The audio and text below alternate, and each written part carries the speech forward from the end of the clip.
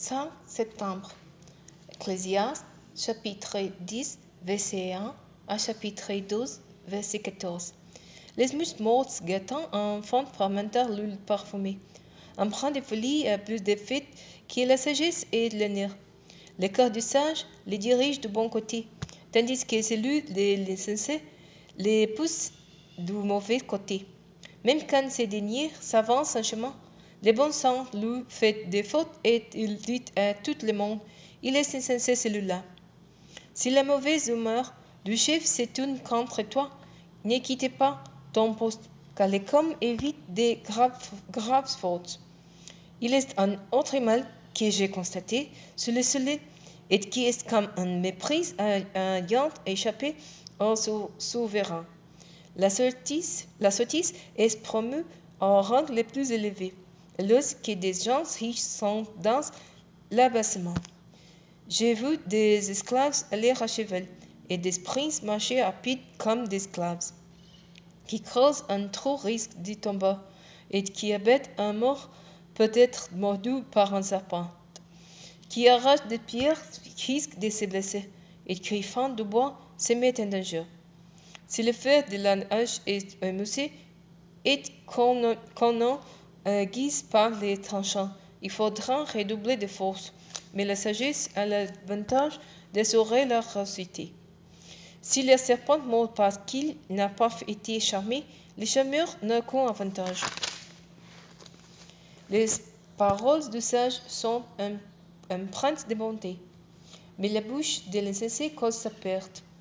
Il commence par dire des sottises et finit en proférant les pires insanités. L'insensé multiplie les paroles, mais l'homme ignore l'avenir à personne ne peut lui révéler ce qui arrivera plus lui. Les labeurs de l'insensé l'exténuent. Il ne sait même pas comment elle est la ville. Malheur au pays dont le roi est un gamin et dont les ministres festouillent dès le matin. Heureuse le pays dont le roi est issu d'une famille dirigeante et dont les ministres mangent un temps voulu pour prendre des forces et non pour se donner à la boisson. Quand les mains sont paresseuses, les serpents s'enfondent, et quand on les bras balancent, la maison finit par avoir des goutures. On prépare un repas pour se réjouir. Les vents négent la vie et l'argent répond à toutes sortes de besoins. Ne maudissent pas les rois, même en pensée, et ne maudissent pas un riche, même dans tes chambres à coucher, car un oiseau emporterait tes paroles, la gente allait comporterait tes propos. L'instant pense la surface de l'eau, car, avec les temps, tu les retrouveras. Répartis ton bien en 7 ou 8 parts, car tu ne sais pas quel malheur peut arriver sur la terre. Quand les nuages sont pleins, il va pleuvoir avec sur la terre, et l'herbe reste à l'endroit où il est tombé. Que ce soit vers le sud ou vers le nord. Celui qui prête trop attention au vent ne s'aimera jamais, et celui qui observe toujours les nuages ne moissonnera pas. Tu ignores quel est le chemin du vent, et tu ne sais pas comment se forment les os de l'embryon dans les seins de sa mère. De même, tu ne connais pas l'œuvre de Dieu qui fait toutes choses. Dès le matin, répands ta semence et, jusqu'au soir, ne t'accorde pas de repos, car tu ne sais pas de l'une ou l'autre activité, laquelle réussira, aussi les douze verront aussi bonnes l'un que l'autre. Agréable est la lumière, et il fait bon de voir le soleil. C'est pourquoi, si quelqu'un vit de nombreuses années, qu'il les passe toutes dans la joie, mais qu'il n'oublie parce que les jours seront nombreux et que tout ce qui est à venir reste dérisoire. Jeune homme, réjouis-toi à cause de tes jeunes années, et que ton cœur se fasse du bien pendant ta jeunesse. Marche sur les chemins où tu voudras aller et tu vas voir ce que tu désires, en sachant que pour tout cela, Dieu te fera venir un jugement.